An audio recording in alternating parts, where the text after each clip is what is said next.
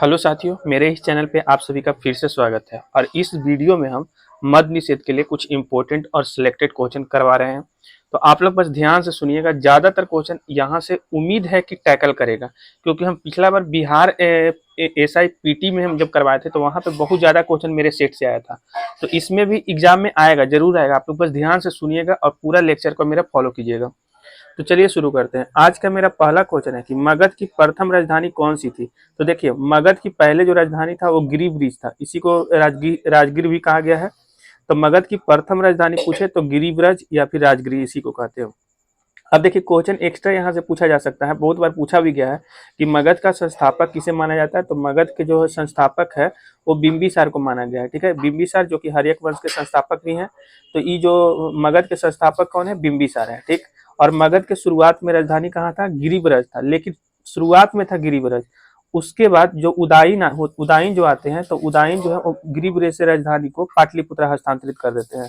तो ये भी फैक्ट बहुत बार पूछा गया है कि बताइए कि मगध की राजधानी गिरिब्रज से पाटलिपुत्रा किसने हस्तांतरित किया था। तो उदायन ने किया था। तो ये तीनों चारों फैक्ट याद रखिएगा। मगध की प्रथम राजधानी कौन सी थी, तो गिरिब्रज, जिसको कि राजगीर भी कहा जाता है। मगध के संस्थापक किसे माना जाता है, तो बिंबिसार को माना जाता है, जो हर्यक वंश के संस्थापक थे। मगध के प्रारंभिक राजधानी गिरिब्रज था, लेकिन उसको फिर बाद में पाटलिपुत्र हस्तांतरित कर दिया। कौन किए थे, तो उदायन किए थे। एक्स्ट्रा ये भी क्वेश्चन पूछता है कि मगध, ऐसे टोटल महाजनपद 14 था, तो 14 में से 3 महाजनपद बिहार में था। तो वो तीनों महाजनपद बिहार के कौन कौन थे, तो अंग, बज्जी और मगध। अंग, बज्जी, मगध, ये बिहार के 3 महाजनपद थे।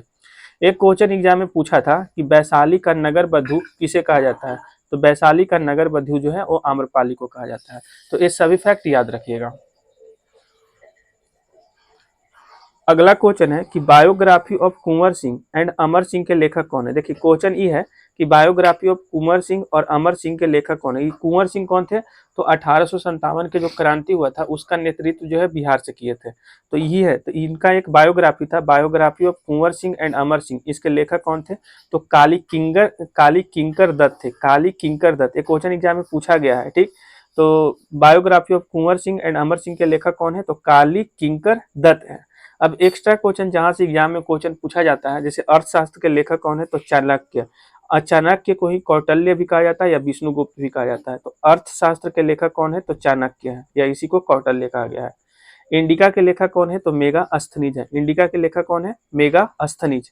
मुद्रा राक्षस के लेखक कौन है, विशाख दत्त है। मुद्रा राक्षस के लेखक कौन है, विशाख दत्त। इसके अलावा राजतरंगिणी पूछा जाए तो राजतरंगिणी के लेखक कौन है, कलहन है। महाभाष्य के लेखक पूछा जाए तो पतंजलि है। ये सभी याद रखिएगा। अर्थशास्त्र के लेखक चाणक्य या कौटिल्य। इंडिका के लेखक मेगा अस्थनीज। मुद्रा राक्षस के लेखक विशाख दत्त। राजतरंगिणी के लेखक कलहन। महाभाष्य के लेखक पतंजलि। इधर से देखिए, ई वाला से भी बहुत बार एग्जाम में क्वेश्चन पूछा गया कि आनंद मठ के लेखक कौन है, बंकिम चंद्र चटर्जी है। आनंद मठ के लेखक कौन है, बंकिम चंद्र चटर्जी। सत्य के साथ मेरा प्रयोग, इसी को इंग्लिश में कहा जाता है experiment with my truth. Experiment with truth के लेखक यानी सत्य के साथ मेरा प्रयोग, किसका पुस्तक है, तो महात्मा गांधी का है। गीता रहस्य पुस्तक किसका है, तो बाल गंगाधर तिलक का है। गीता रहस्य पुस्तक किसका है, बाल गंगाधर तिलक का। नील दर्पण पुस्तक किसका है, दीन बंधु मित्र का। एग्जाम में बहुत बार ये वाला पुस्तक आया है, दीन दर्पण। तो नील दर्पण के लेखक कौन है, दीन बंधु मित्र। और एक है सत्यार्थ प्रकाश, इनका लेखक कौन है, तो स्वामी दयानंद सरस्वती। तो याद रखिएगा, सत्यार्थ प्रकाश के लेखक कौन है, तो स्वामी दयानंद सरस्वती है। ठीक है, तो इसको स्क्रीनशॉट लेके एक बार पढ़ लीजिए, क्योंकि यहाँ से क्वेश्चन एग्जाम में दिखेगा। अगला क्वेश्चन है कि बिहार में किस स्थान पे INC का 1922 का अधिवेशन हुआ था। देखिए, बिहार में कांग्रेस के 3, INC मतलब इंडियन नेशनल कांग्रेस, भारतीय राष्ट्रीय कांग्रेस।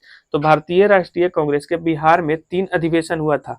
पहला अधिवेशन हुआ था 1912 में, दूसरा 1922 में और तीसरा 1940 में। 1912 वाला हुआ था बांकीपुर में और इसका अध्यक्षता संभाले थे RN मुधोलकर। और 1922 वाला हुआ था गया के टेकारी में, इसका अध्यक्षता संभाले थे चितरंजन दास। और 1940 वाला हुआ था रामगढ़ में, जिसका अध्यक्षता संभाले थे मौलाना अबुल कलाम आजाद। तो ये 1940 वाला रामगढ़ अब झारखंड में चल गया है। तो दुए को ज्यादा इंपोर्टेंट है बिहार के लिए, 1912 1922। 1912 वाला बांकीपुर में हुआ था। 1912 वाला कहाँ हुआ था, बांकीपुर में। और 1922 वाला कहाँ हुआ था, तो गया में हुआ था। दोनों याद रखिएगा, 1912 वाला बांकीपुर और 1922 वाला गया। 1912 के अध्यक्ष था RN मुधोलकर और 1922 वाला चित्तरंजन दास।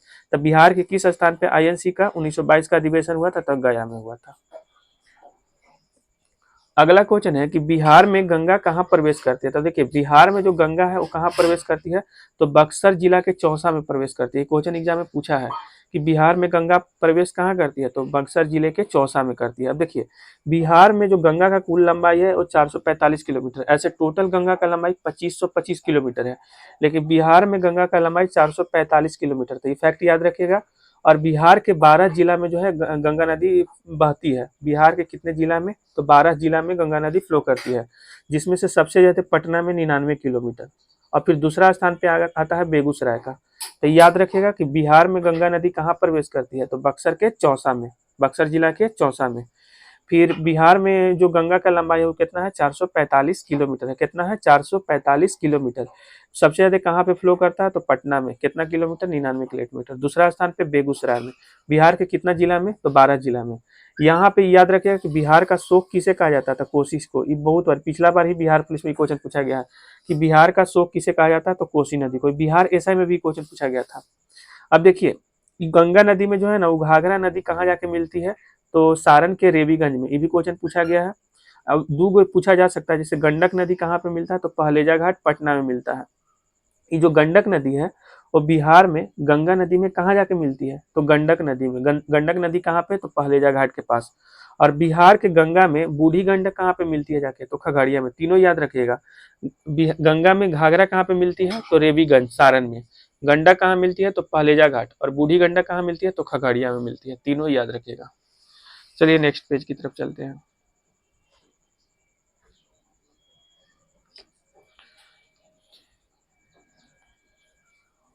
अगला क्वेश्चन है कि ओदंतपुरी शिक्षा केंद्र किस राज्य में स्थित है? ये ओदंतपुरी शिक्षा केंद्र या ओदंतपुरी विश्वविद्यालय भी बोल सकते हैं।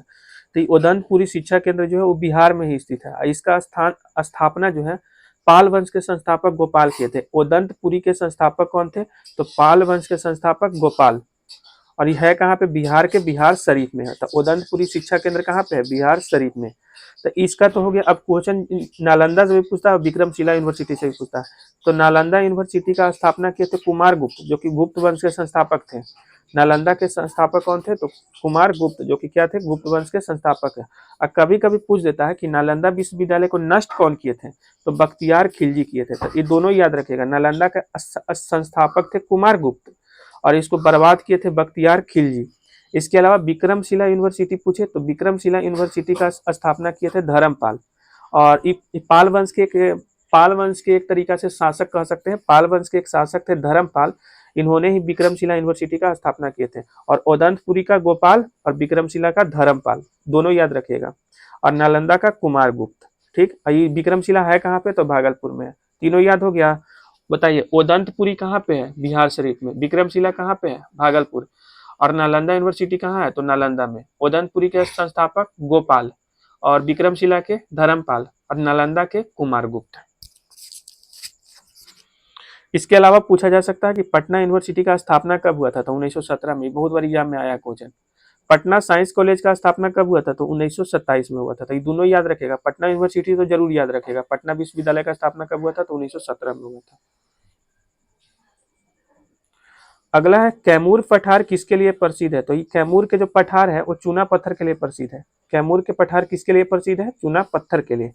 इसके अलावा अभ्रक के लिए प्रसिद्ध कौन सा जिला है? तो गया जी। अब पहले गया था, अब इसका नाम गया जी पड़ गया है। तो अभ्रक के लिए प्रसिद्ध है गया जी। पाइराइट के लिए कौन सा प्रसिद्ध है? तो रोहतास। ठीक है, तो तीनों याद रखिएगा। कैमूर का पठार किसके लिए प्रसिद्ध है? चूना पत्थर के लिए। और गया किसके लिए प्रसिद्ध है? अभ्रक के लिए। रोहतास किसके लिए प्रसिद्ध है? तो पाइराइट के लिए। तो सभी याद रखिएगा फैक्ट। एक क्वेश्चन है कि किसान क्या करे किसने लिखी है? तो किसान क्या करे ये पुस्तक है स्वामी सहजानंद सरस्वती का। किसान क्या करे किसका पुस्तक है? स्वामी सहजानंद सरस्वती का। स्वामी सहजानंद सरस्वती से बहुत बार एग्जाम में क्वेश्चन आता है, बहुत बार पूछा भी गया है। तो ये स्वामी सहजानंद सरस्वती एक बिहार प्रांतीय किसान सभा का स्थापना किए थे 1929 में। तो ये भी क्वेश्चन पूछा गया कि बिहार किसान प्रांतीय किसान सभा का संस्थापक कौन है? तो स्वामी सहजानंद सरस्वती। सोनपुर मेला के आसपास जो है इसका स्थापना किए थे, उसी के आयोजन में स्थापना किया गया था। तो बिहार प्रांतीय किसान सभा का स्थापना किसने किया था? तो 1929 में स्वामी सहजानंद सरस्वती। इसके अलावा अखिल भारतीय किसान सभा का स्थापना भी 1936 में स्वामी दयानंद सहजानंद सरस्वती ही किए थे। तो दोनों याद कर लीजिएगा, ताकि दोनों में से एक क्वेश्चन एग्जाम में जरूर आपको दिखेगा। बिहार प्रांतीय किसान सभा का स्थापना स्वामी सहजानंद सरस्वती कब? 1929 में। और अखिल भारतीय किसान सभा का स्थापना 1936 में, कौन? स्वामी सहजानंद। इसके अलावा हुंकार पत्रिका भी इन्हीं का था, तो ये भी याद रखिएगा। स्टेटिक से क्वेश्चन पूछता है कि भरतनाट्यम कहाँ का शास्त्रीय नृत्य है? तो ये भरतनाट्यम तमिलनाडु का शास्त्रीय नृत्य है। भरतनाट्यम कहाँ का है? तमिलनाडु का। अब देखिए क्वेश्चन टोटल 8 शास्त्रीय नृत्य है सत्रिया को मिला करके, तो सत्रिया इसे हाथ में माना जाता है, लेकिन टोटल 7 है, इसे सत्रिया को मिला लेंगे तो 8 हो जाएगा। तो भरतनाट्यम तमिलनाडु का, कथक उत्तर प्रदेश का, या उत्तर भारत ऑप्शन रहे तो उत्तर भारत भी आप टिक कर सकते हैं। कथकली कहाँ का है? केरला का है। केरला का 2 गो है, कथकली है और मोहिनी अट्टम है। मोहिनी अट्टम और कथकली दोनों केरला का है। मणिपुरी नामे से पता चल रहा है मणिपुर का है। ओडिसी कहाँ का है? तो ओडिशा का है। सत्रिया असम का है। और कुचिपुड़ी कहाँ का है? आंध्र प्रदेश का है। ठीक, तो ये सभी याद रख लीजिएगा।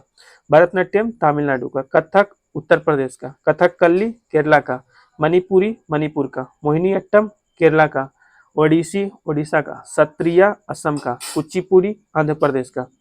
अब देखिए एक मुंडा विद्रोह से भी क्वेश्चन एग्जाम में बहुत बार आता है। मुंडा विद्रोह कब से कब हुआ था? तो 1899 से 1900 के आसपास चला था और इसका नेतृत्व बिरसा मुंडा किए थे। तो मुंडा विद्रोह का नेतृत्व कौन किए थे? तो बिरसा मुंडा। ऐसे बिरसा मुंडा से जो क्वेश्चन पूछा जाता है कि इनका जन्म कब हुआ था? तो 15 नवंबर 1875 को हुआ था। बिरसा मुंडा का जन्म कब हुआ था? तो 15 नवंबर 1875 को। इसीलिए 15 नवंबर को गौरव जनजातीय दिवस भी मनाया जाता है। तो 15 नवंबर को गौरव जनजातीय दिवस किनके याद में मनाया जाता है? बिरसा मुंडा के। और मुंडा विद्रोह को उल हुलान जो विद्रोह है वो भी बोला जाता है। उल हुलान विद्रोह के नाम से भी इसको जाना जाता है। तो ये भी फैक्ट याद रखिएगा। बाकी चैनल को सब्सक्राइब कर लीजिएगा, क्योंकि एग्जाम से पहले हम जो भी आप वीडियो देंगे वो सभी वीडियो आपके लिए इम्पोर्टेंट होगा। और अगर पीडीएफ आपको चाहिए तो इस नंबर पे आप मैसेज कर लीजिएगा, हम आपको व्हाट्सएप ग्रुप में ज्वाइन कर देंगे। इस नंबर पे मैसेज कीजिएगा तब।